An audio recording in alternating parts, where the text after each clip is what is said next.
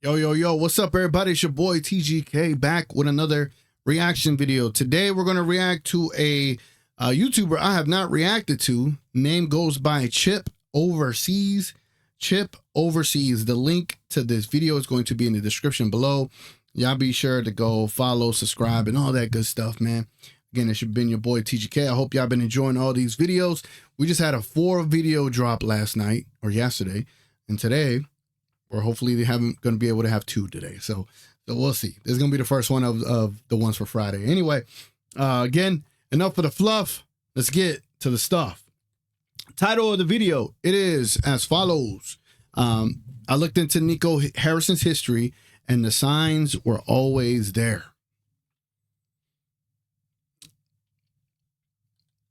I do believe that the signs were always there. You know what I'm saying? They may have been there the whole time. Again, if y'all don't mind subscribing to the channel, liking the video, consider becoming a member. Salute to all the members on the channel. Salute to everybody that's been supporting the channel and helping this thing grow, man. I appreciate y'all so much. But anyway, let's go and get this started. It always gets back to the player. Did I say enough for the fluff? Let's get to the stuff. All right, let's go. Oh, who likes you, who's in your corner, and who's not. These guys at the front office, man, they're so bad at faking things. You can kind of see the snake in somebody's eyes when they're saying something to you. People are saying, yeah. Hey, man, yeah, you had a really good game. And I could just see the anger and hate in their eyes because I know you prefer the other guy.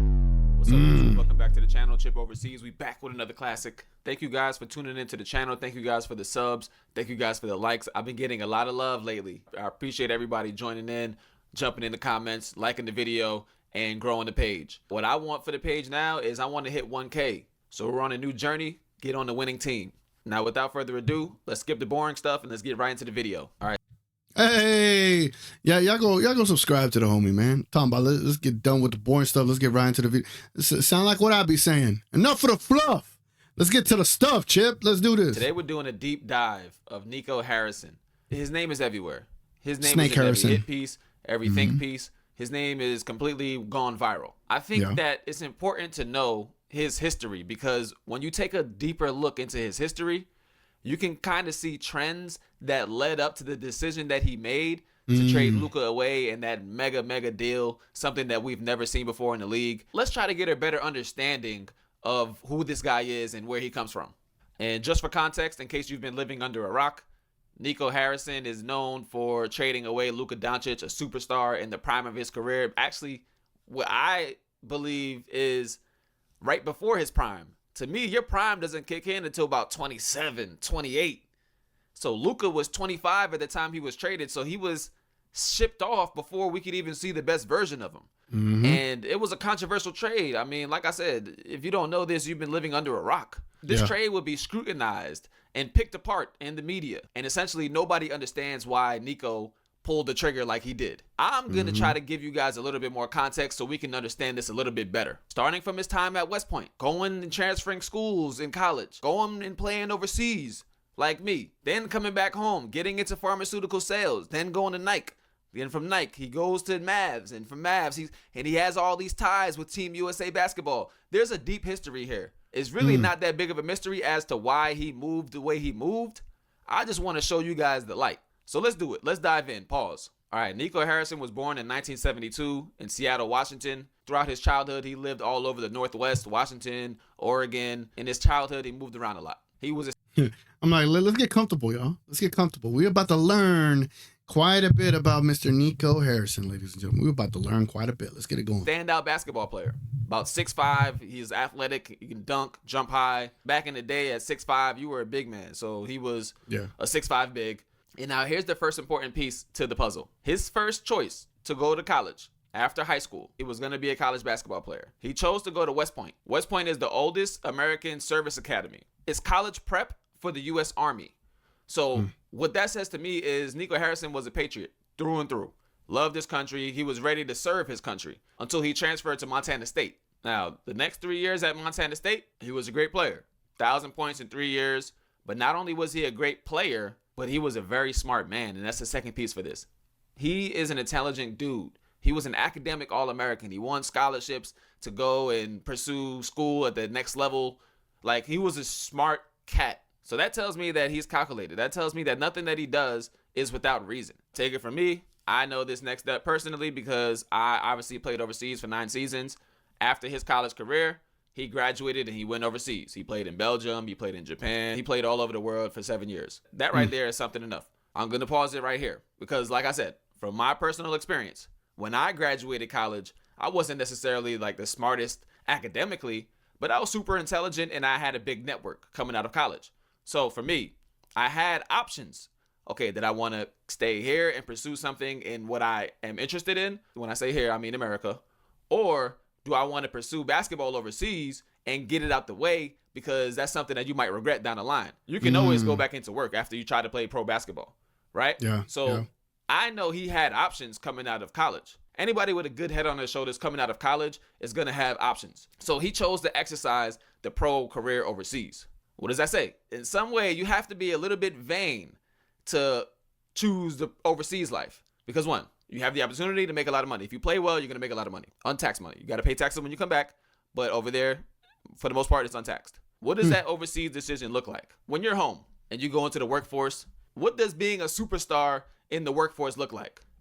Oh, yeah, at the dinner parties, everybody surrounds you. Oh, yeah, at the board meetings, everybody kind of defers to you. You're getting promoted quick.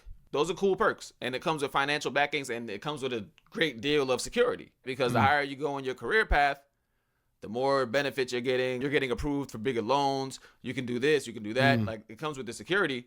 But what does a superstar look like being a basketball player? Admiration of thousands and thousands and thousands of people. You got professional people, these guys that own the team and do business, the manager, club managers and stuff like that. These guys want to be next to you.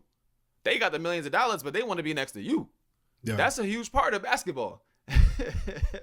I know they're seeing it in the NBA. We seeing that big time overseas. These international businessmen, no matter how much they're worth, the highlight of their days is coming to the game and being on the court with us, sharing the love that we get.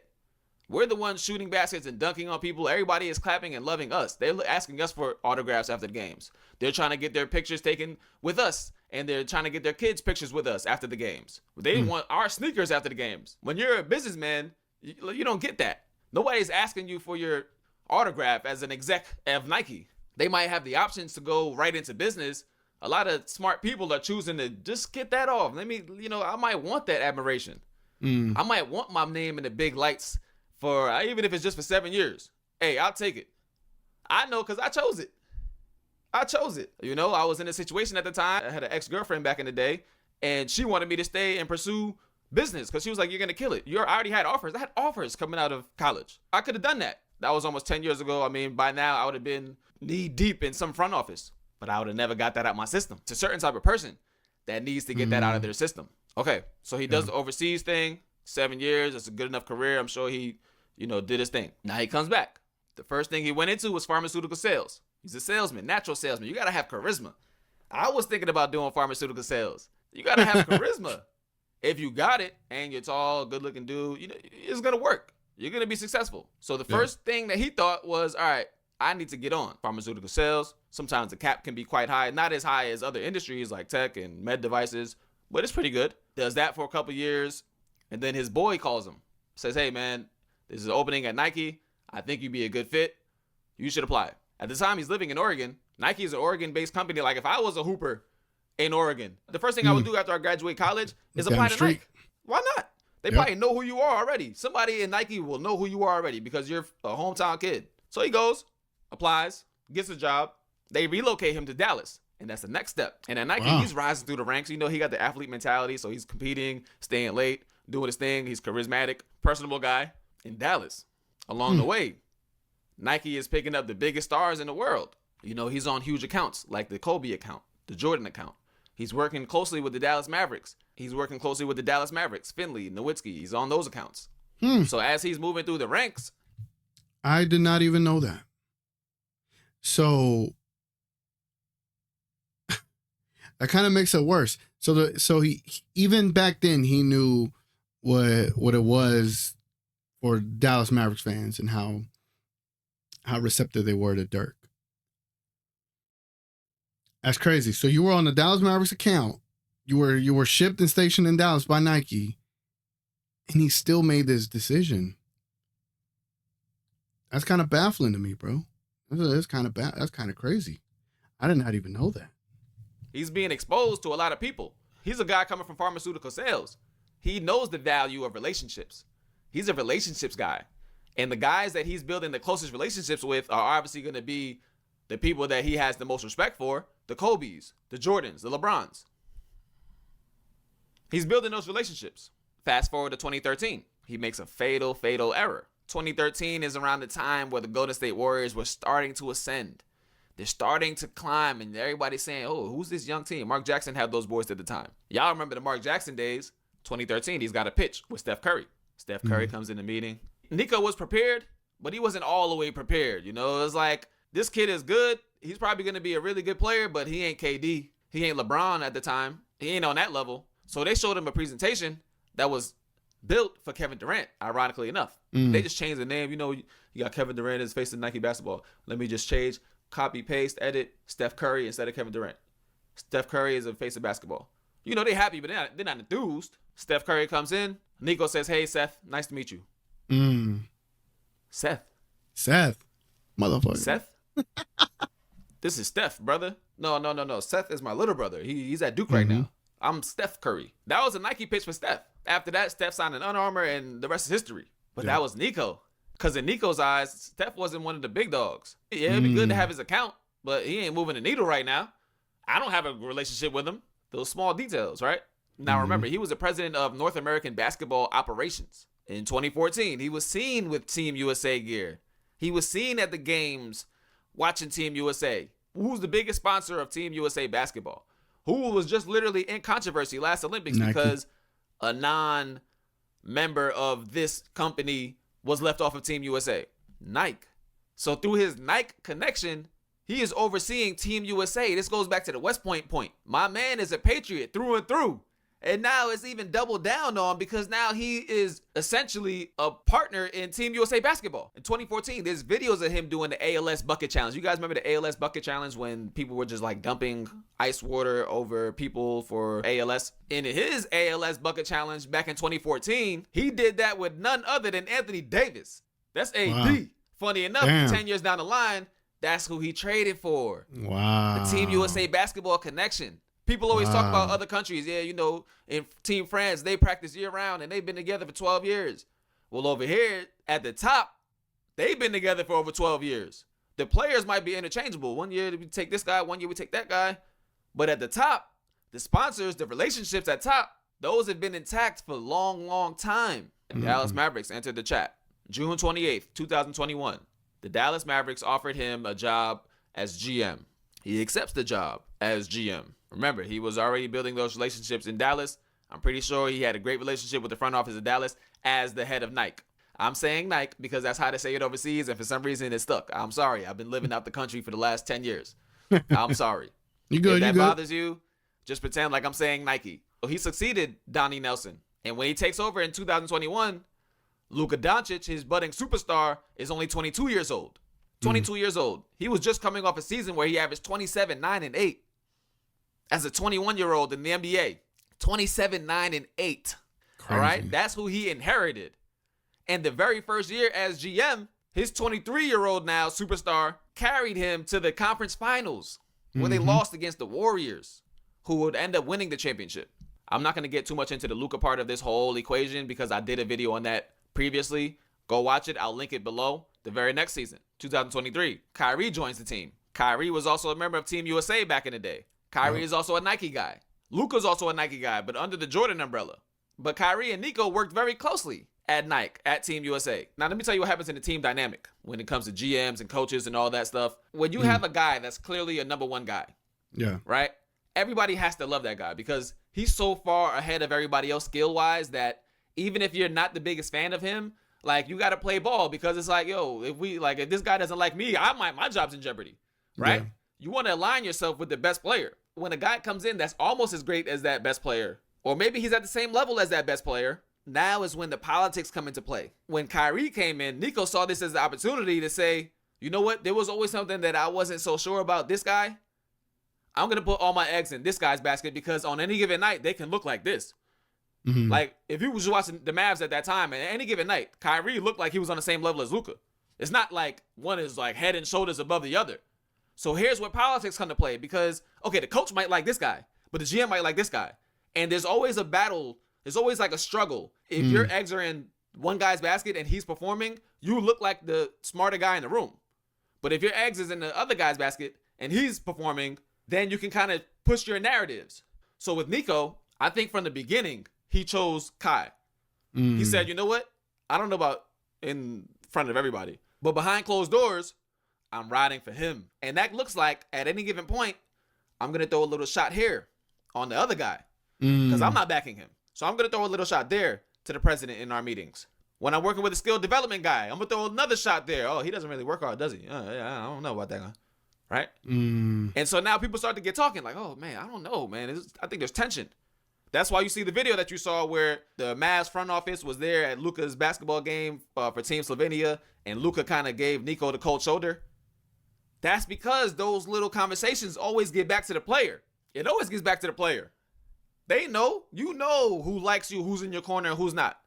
These guys at the front office, man, they're so bad at faking things, right? Like, you can kind of see the snake in somebody's eyes when they're saying something to you, positive, right? Like, I've been in so many situations where people are saying, hey, man, yeah, you had a really good game. And I could just see the anger and hate in their eyes because I know you prefer the other guy. And people always love to blame these kinds of teams' dynamics on the players. A lot of times it's not the players. It's the front office that's splitting the players and kind of pitting them against each other. That's why the Celtics situation is so interesting, is because it seems like everybody is kind of 50-50 with Jalen and Tatum. It doesn't seem like everybody's kind of choosing up and splitting up against, like they're not pitted against each other. When politics comes into basketball, it starts up top. It doesn't start with us. It doesn't start with the player. Yeah. It starts with the coach likes this guy, but the GM likes this guy. This guy feels empowered because he got the coach. This guy feels empowered because he got the GM and the president. That's how it starts. Luka leaves. Anthony Davis comes in. That's another piece. Because like I said, back in 2014, that was his homie. They were close. They were gang. That's his Team USA homie. AD was always a player that he looked at. So when he came in and he said those things about AD, he said, yo, we want to build a culture of defense. The Mavs were not good defensively. Nothing about the Mavs team, the way it's constructed, says we love defense, right? Like there were some things he's been saying that I'm like, oh, it's kind of fringe. You like the whole any given night, Kyrie could be as good as Luka. That's a bit of a stretch a little bit. Even on Kyrie's best night, it could be Luka's subpar night. You get what I'm saying? Like that's how great Luka was. And not the trash Kyrie. That's not what I'm trying to do. It's just there is levels to it. Kyrie did have amazing games though. But those were where he outperformed Luka, those are few and far between. Whereas they matched, those were more common. Where Luka dominated even more, those were more frequent. You get what I'm saying? To the whole idea of the Mavericks not playing defense, bro.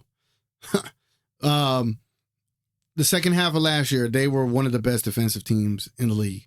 They traded for bigs. They traded for rim protection. They traded for 3-and-D players. They had DJJ, PJ Washington. Like, we're not gonna undercut that the Mavericks weren't about defense. This is Jason Kidd's identity at the time. So, I can't go there. But everything else, pretty fascinating for sure. Quentin Grimes was one of the best defenders. Like, they shipped him out so fast. However, when you want a guy, you know how to spin a narrative, so it's tailor-made to make that guy look good. Yeah, you know what? I want AD, so I'm going to just tell him that, yeah, defense wins championships, because, I mean, that's what everybody says anyway. Yeah. I truly believe that Luka was Jason Kidd's guy. I truly believe that. And I truly believe that Kyrie was Nico Harrison's guy. Now, if you don't know about the structure of how a team is structured, the GM is above the coach. A lot of times, the GM will bring in their homie that coaches. Yeah, man, like, I think he'd be a good fit. That's my boy. Unless the coach gets hired first. If the coach gets hired first and he is a reputable, big-time coach, then he brings in the GM. Yeah, you should get this guy. But they came in the same year. I think Nico got hired first. So he's the top guy. I don't care who the coach is like. If I remember correctly, I think Kidd was hired first, but they made it seem that they got hired at the same time as a tandem. So neither one got brought in first, according to the Mavericks. So they were a package deal. They both came in together at the same time. So as far as that hierarchy thing, no, that doesn't exist with this ordeal. But I don't know if I could see Luka being a Jason Kidd guy because of how it fell out and how Luka is not even acknowledging him. But I could definitely see how Kyrie's a Nico guy for sure. I can see that. If I don't like that guy, he's out of here. So AD comes in, he gets hurt, get well soon. I don't wish injury on any player. I've been through it. It sucks. Kyrie gets hurt, get well soon, Kai. And the first thing that Nico says in his statement after Kyrie gets hurt is Kyrie was the heart and soul of this team. He's the heart and soul of this team. He's making it clear as day. This was always the guy. All that time when you guys thought Luka was carrying us, I was waiting for Kyrie to have his 35-point outburst because that makes me look good. And so he forced his hand. All right, you know what, Kai? You 32. You still got some good years left in you, man. I'm going to give you the keys. We're going to get this guy out. I'm going to give you a big. You see how good AD looks with LeBron. You could throw a lob, right? All right, we'll bring in AD. AD get his own shot too, but down low. Now the perimeter is yours. When Luka's in the game, he draws a lot of attention away from you, but he's standing on a perimeter, and so that might make it a little bit harder for you to dance. Now AD's there. He's a lob threat. He's a pick and roll threat. Now you can really boogie. All right, Kyrie's like, all right, as long as you pay me, bro. That's cool. Put it like this. With a guy like Luka, right? A guy that has mastered the game of basketball, and Kyrie has mastered the game of basketball. I know that personally. He mastered the game of basketball by the time he was 16, 17. I know that personally. Luka's in the same boat. He mastered basketball at about 16, 17, 18. Then you live your life. Basketball is already mastered. You did it already. Now, you got some people that hike it up. After they master basketball, now they want to make sure that their body is aligned with the mastery of their craft. That's when you get the LeBrons. That's when you get the Kobes, the Tom Brady's in football. But sometimes it takes time for somebody to find that groove. Sometimes after you master basketball, you might get a little bored. Yeah, I used to work out 3 times a day, but now, I'm going to just work out once, man. I'm averaging 30 in the league. Like, I need to work out 3 times. Like, the mentality is different. On Luka's off day, he might just want to go drink a coffee. Shoot, he might want to go drink a beer. One beer is not going to kill him. It's not going to hurt him. It's not going to tank his game. For him, that's not a problem. But for Nico, he's looking at it like, American mentality is different. All in all, I think Nico was battling internally with what he thought was the right way to be and his idea of professionalism. But sometimes, especially when you're dealing with people from other cultures, you have to kind of let people be them. As long as the results are there. I might advise you, but I can't despise you. I'm going to let you be yourself. Because when American players come in, and sometimes, man, our mentality is all over the place. You don't know what you're going to get sometimes. That's the word overseas about American players. You don't know what you're going to get. Sometimes you might get a dude that's, really locked in and focused. And sometimes you might get a dude that's even more talented that don't give a damn. Like, we're all over the place. But the way you get the most out of us in that situation is let us be ourselves. Don't let us get too crazy outside of the bounds that you want us to be in. But you got to let us be ourselves. With Nico, he had a hard time letting Luka be himself. Also, I think Luka was kind of growing into that kind of LeBron type role. He just came off the finals at 25 years old. If he did it again, that's his franchise. You're not the star anymore. Kyrie's 32. Kyrie got about 3-4 more years at a high level. And then he's going to start to come down a little bit. Luka was only about to go up. You talk about 10, 12 more years. So maybe he saw that and was like, oh, man, I can't give somebody like that all the power. Because then I'm going to be out. If he gets so big and I'm on the other guy's side, I might be out. And I'll be out of a job. So tell me what you guys think about that. Did you learn anything new about Nico? Did you see anything through his story that I didn't see? Let me know in the comments. I'll be very interested to hear what you guys think. I'm going to sign out how I always sign out. If you like the video, like the video. If you got a comment on the video, comment on the video. And if you subscribe to me, I subscribe to you. Peace. All right, subscribe to me, brother. Subscribe to me. It always gets back to the player. Yeah, it always gets back to the player. Now, man, salute the, let me make sure I got the name right. Chip Overseas, man. Salute the Chip Overseas. Thought that was a pretty detailed video. Broke down some things that I didn't know about Nico. I would say he had a good basis on a lot of things, but there were some things that I'm like, I could push back on that. But I had no idea Nico had history like that in Dallas. Like that, I didn't know. I didn't know he managed Michael Finley's account or Dirk Nowitzki's account. So that's pretty interesting. The whole idea of him and Kyrie, that's a tough one because people believe that. People believe that Kyrie was a part of this, and some people could see that, but I don't know. I do think that whatever Luka was not what Nico envisioned or wanted on the team. And that's what ultimately led to the decision that we ended up getting, which was truly and completely unfortunate that his ego was that big that it was so offended by Luka Doncic's presence. Like, it was tough, but salute the Chip overseas, man. That was a very different perspective on this, because I didn't even know about the whole AD and him being cool way back when. Like, it's all about relationships at the end of the day. It's all about who you know. As far as the professionalism and how Nico handled all this was very unprofessional. And, you know, there's things that you could point to as to why he did the things he did, but then there's also flaws in everything that he's done. Like, nothing worked. The trade did not work. The trade didn't work. You know, my former co-host was trying to tell me about how, the AD and all the guys can still win a championship without Kyrie. I'm like, are you okay? Like, I had a knock on your forehead. Like, what is wrong with you? Saying these crazy things. Hopefully he catches that. Anyway, man, been your boy TGK. Appreciate y'all tuning in. Leave a like, subscribe to the channel, consider becoming a member. Y'all go check out Chip Overseas. Subscribe to his channel. I'll have it linked in the description below. Again, appreciate y'all stopping by. It's been your boy TGK, and I'm out.